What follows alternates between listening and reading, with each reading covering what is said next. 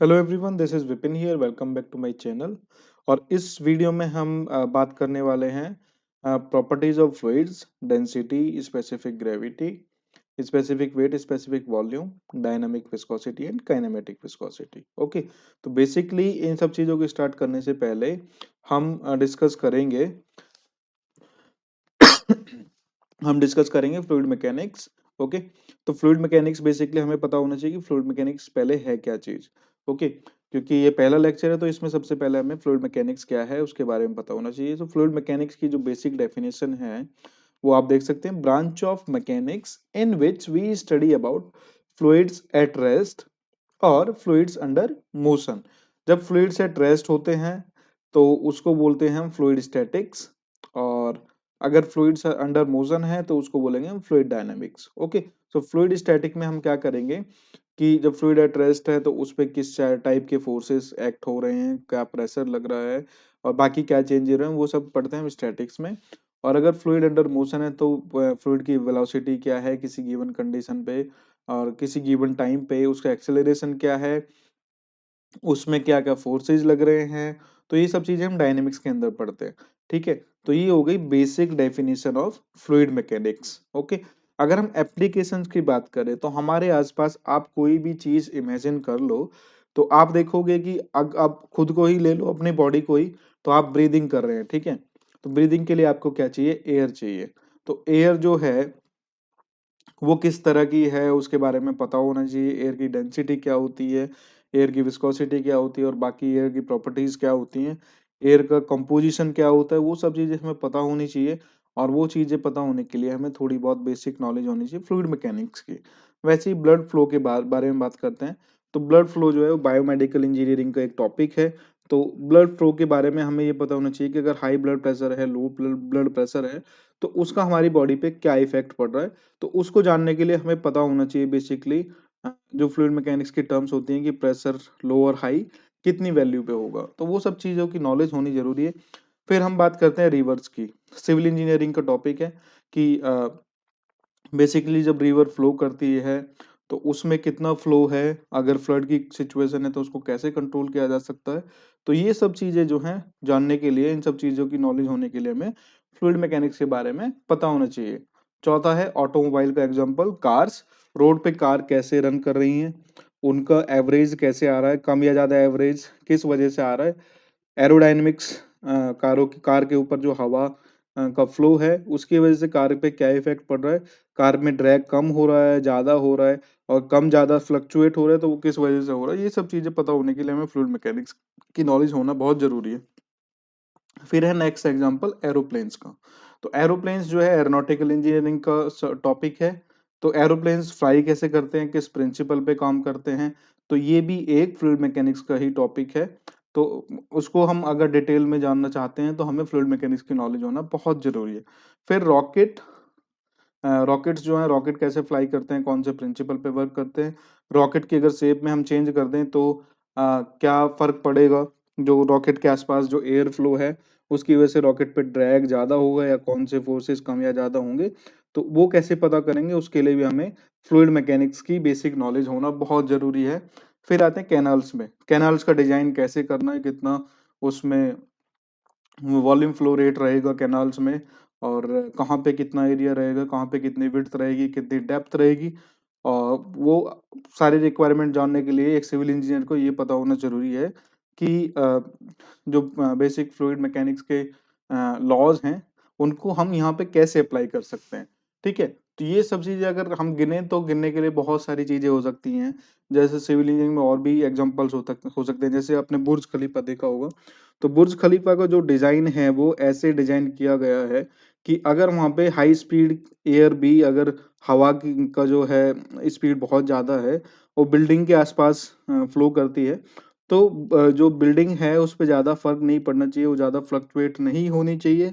तो उसको ऐसे डिजाइन किया गया है कि हवा जो है उसके दोनों ओर से एकदम स्मूथली पास हो जाए। तो उसके लिए भी नॉलेज होना जरूरी है, फ्लूइड मैकेनिक्स की बहुत ज्यादा जरूरी। ओके, तो ये होगी एप्लीकेशंस, इससे पहले डेफिनेशन। अब बात करते हैं कि फ्लूइड क्या है बेसिकली।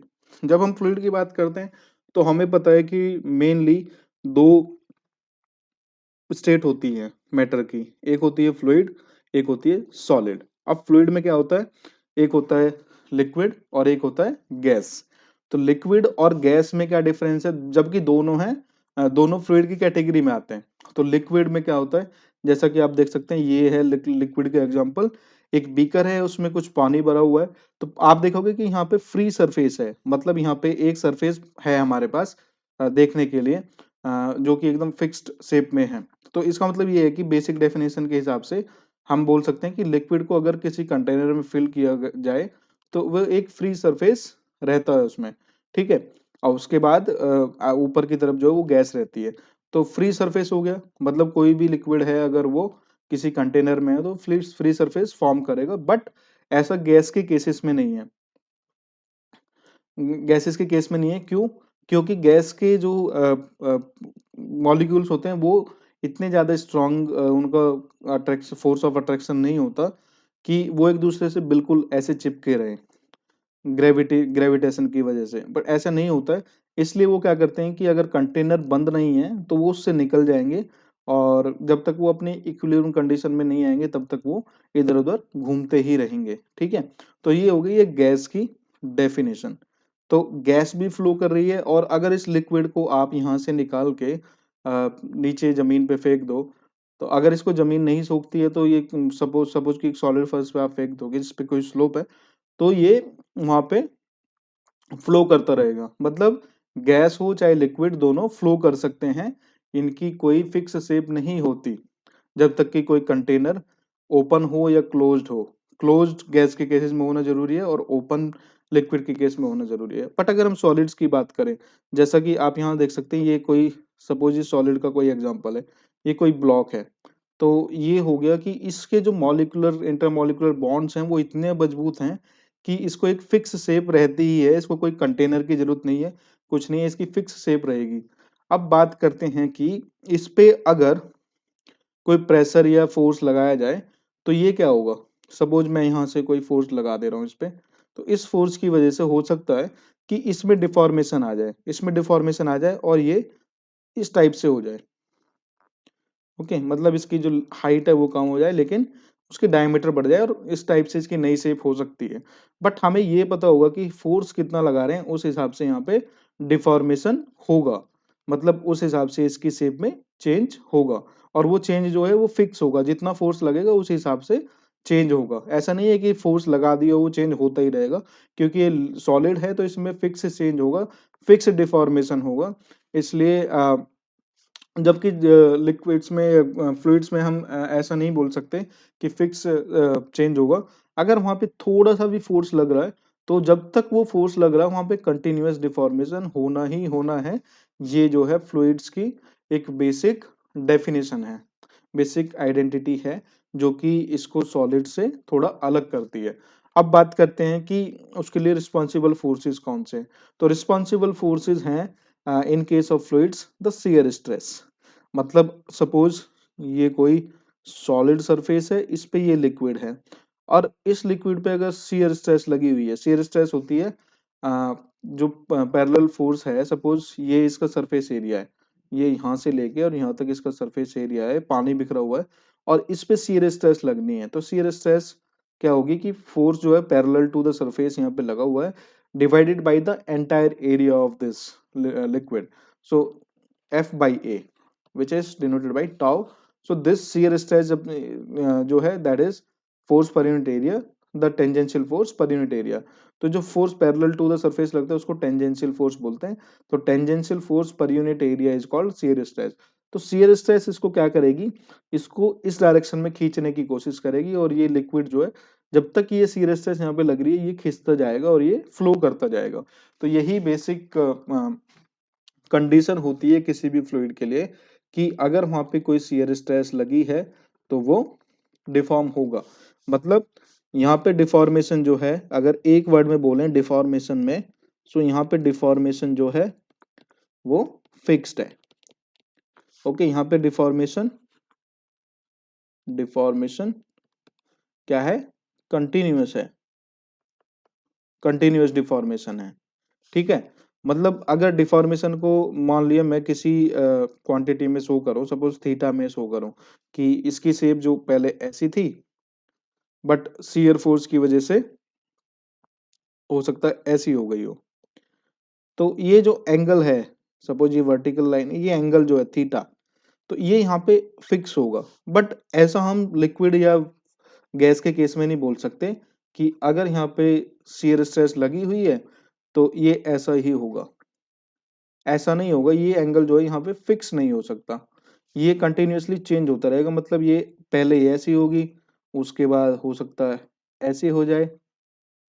ओके, मतलब ये जो with respect to time theta जो है वो इंक्रीज होता रहेगा, और इसको बोलेंगे हम change of theta with respect to time, और simply change in theta with respect to time, जिसको हम बोलते हैं rate of shear strain, shear strain.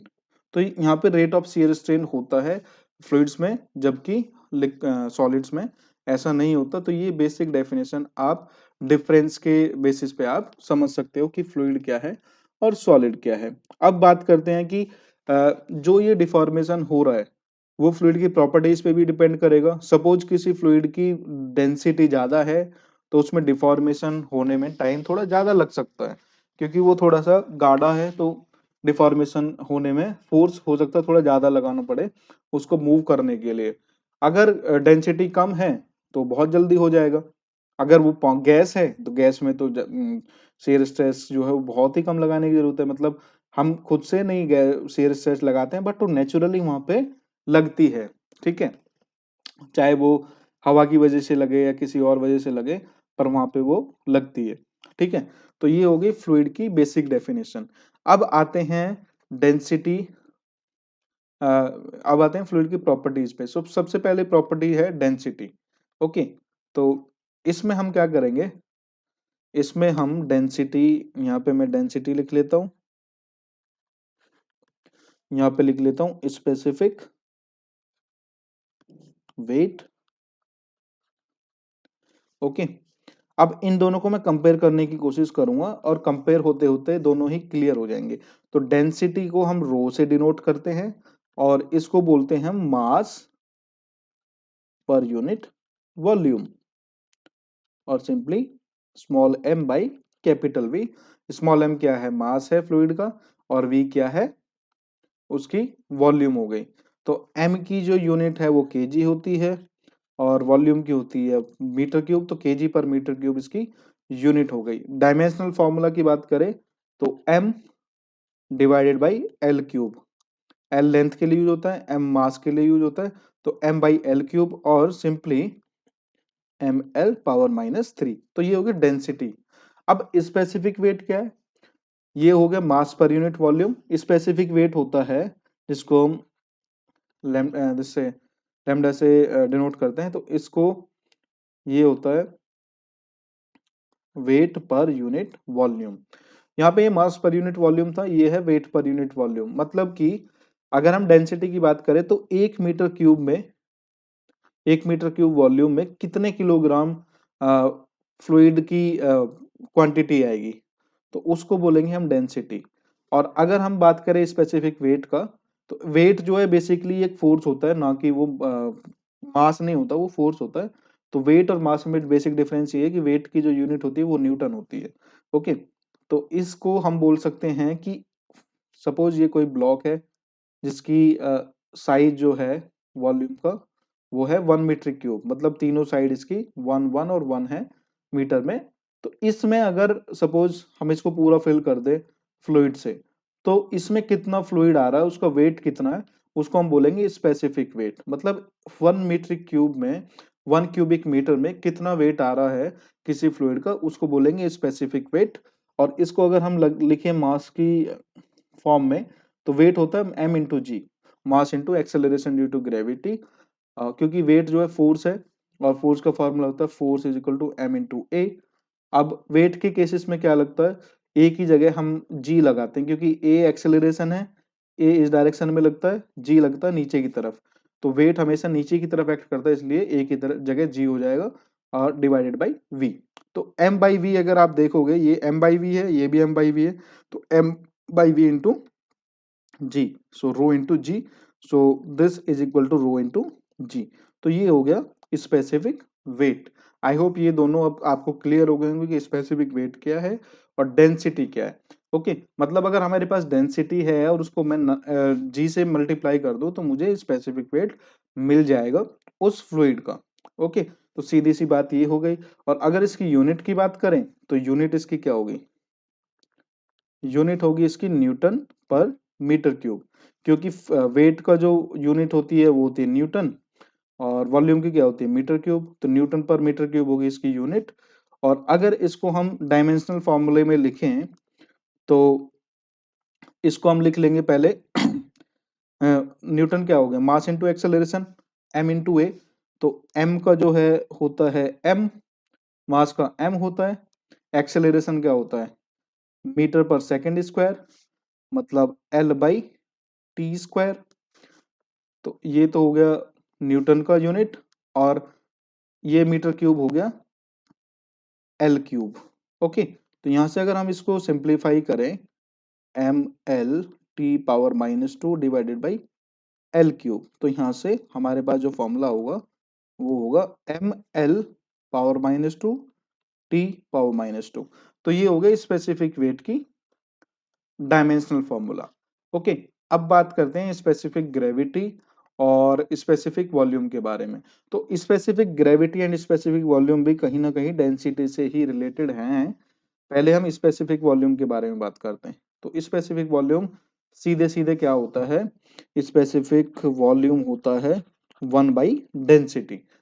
तो स्पेसिफिक वॉल्यूम हो गया अपना डेंसिटी का reciprocal. Specific volume small v cross is equal to 1/रो।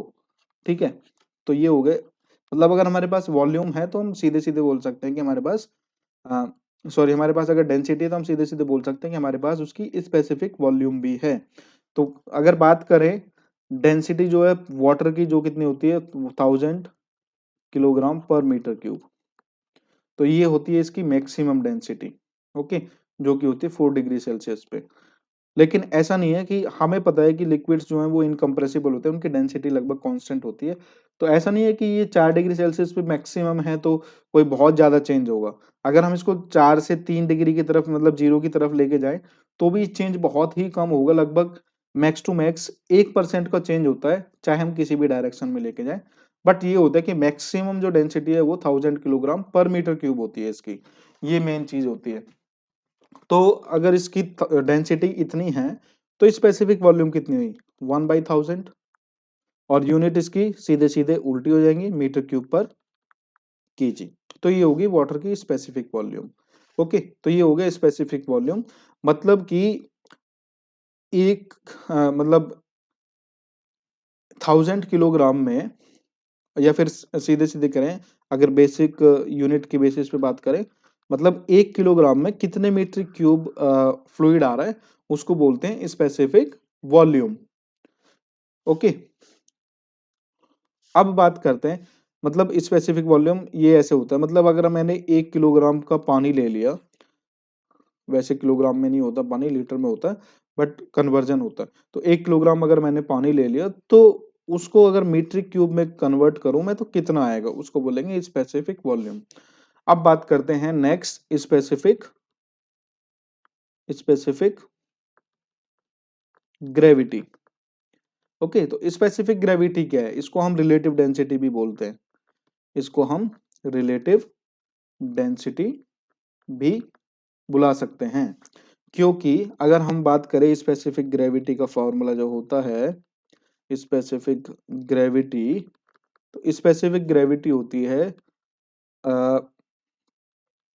Density of fluid divided by density of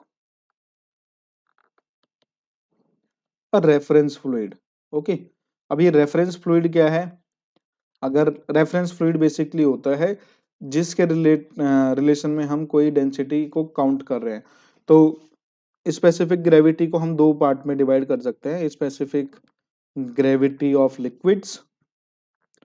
अगर हम लिक्विड्स की बात करें तो वहां पे हम रेफरेंस में लेते हैं पानी वाटर।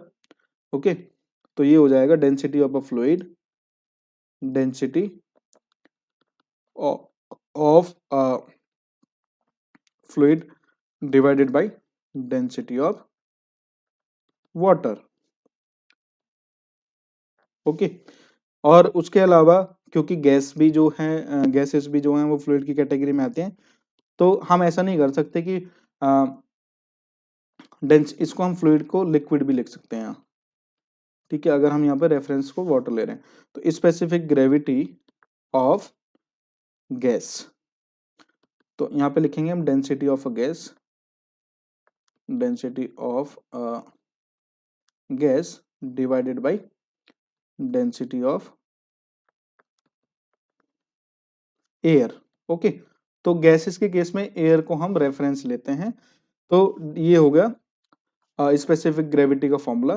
तो यहाँ पे आप देख सकते हो, अगर फॉर एग्जांपल अगर मैं बोलूं कि स्पेसिफिक ग्रेविटी किसी लिक्विड की जो है 1.7 है, तो इस 1.7 का मतलब आप समझ रहे हैं क्या है?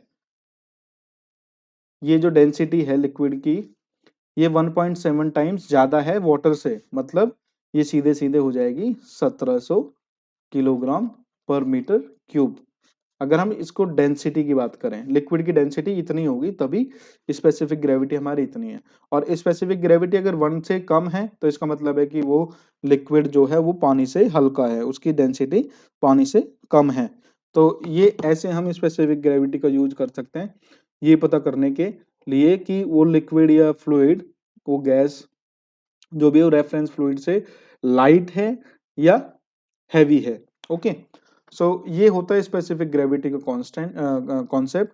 और गैस के केस में भी यही होता है, स्पेसिफिक ग्रेविटी ऑफ गैस अगर वो ग्रेटर देन 1 है तो इसका मतलब है कि जो गैस हम चेक कर रहे हैं उसकी डेंसिटी एयर की डेंसिटी से ज्यादा है, और अगर लेस देन 1 है तो एयर की डेंसिटी से कम है।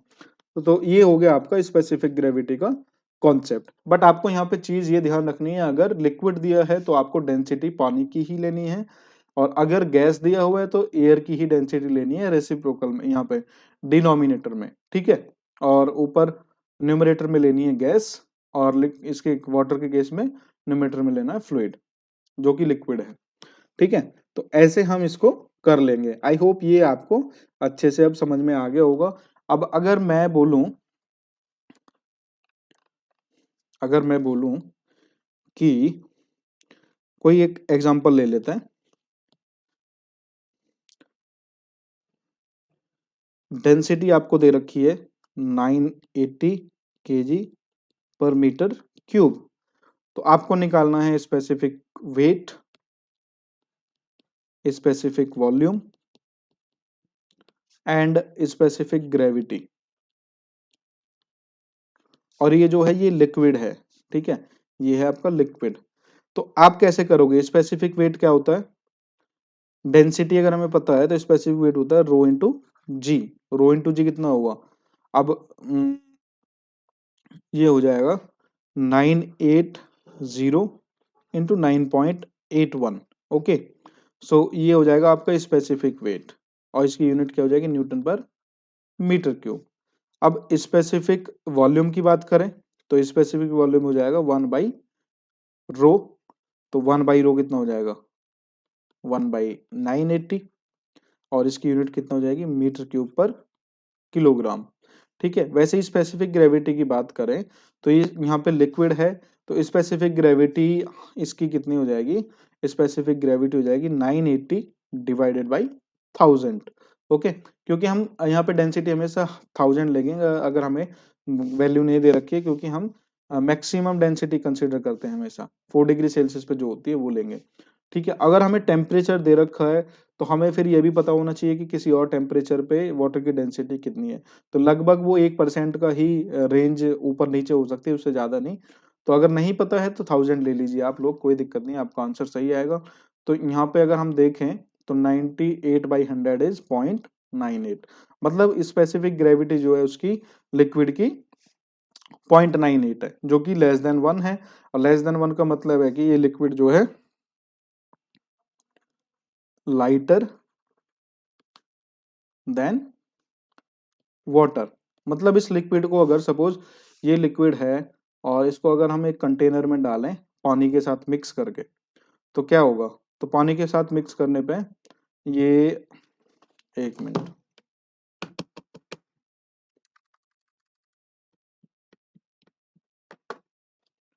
लिक्विड जो है वो लाइटर देन वाटर है। तो ये होगा आपका स्पेसिफिक ग्रेविटी का कॉन्सेप्ट। ठीक है, अब बात करेंगे हम नेक्स्ट यहाँ पे। अब हमारे पास ये जो फ्लूइड की जो प्रॉपर्टीज हैं वो हमें बहुत ज़्यादा अच्छे से क्लियर हो गई होंगी, अब कोई डाउट नहीं होगा इसमें। ठीक है, तो डाउट होना भी नहीं चाहिए। तो आई होप ये आपको समझ में आ रहा होगा।